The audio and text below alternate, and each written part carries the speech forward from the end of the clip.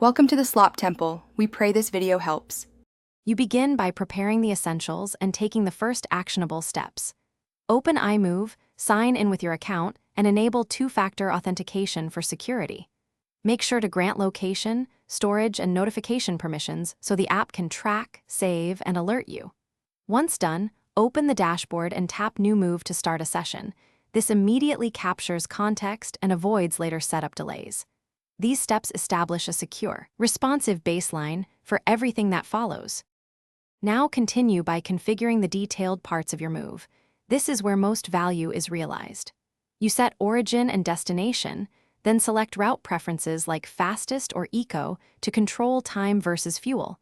This affects estimated cost.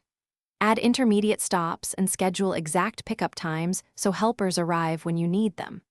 Assign vehicles or team members and populate packing lists with priority items and counts. Doing this here prevents surprises later and keeps the timeline to complete the process, execute the move, and verify each step as it happens.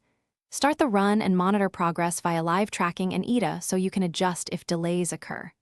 As items are delivered, confirm them in the app, take photos for records, and finalize the inventory to close out disputes.